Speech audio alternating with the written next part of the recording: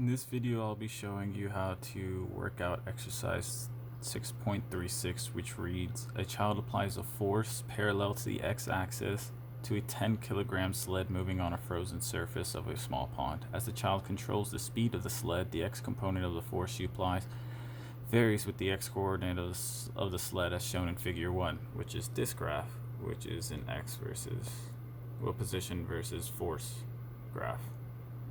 So we go up to part A first, and part A reads, calculate the work done by the force when a sled moves from x equals 0 to x equals 8.0.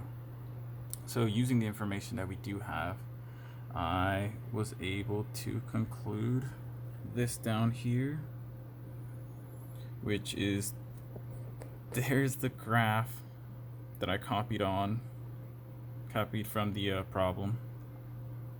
And as we know from the previous chapter, the area underneath the graph typically is the work done. So right here it asks us 0 to 8 meters, what the work was done from 0 to 8 meters. And so in order to find that out, we can find the area of this triangle.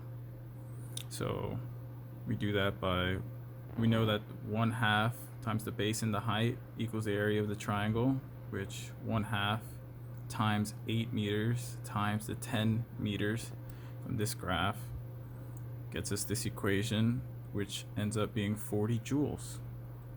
And then part B says calculate the work done by the force when the sled moves from x equals 8 meters to x equals 12 meters. So go back down here. We do the same exact thing we did in part A. In part B, you trying to find the area of the triangle, but instead of finding this triangle, we find this triangle. So we come back over here to the equation. We put in 4 for the x and for the meters, and then 10 for the newtons, which gets us 20 joules.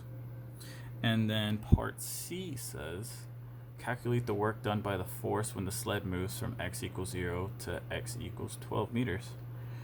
So that's pretty easy. We just add the two work forces, the two forces that we got for work, not forces, but totals that we got for work, and then we get 60 joules. And that is exercise 6.36.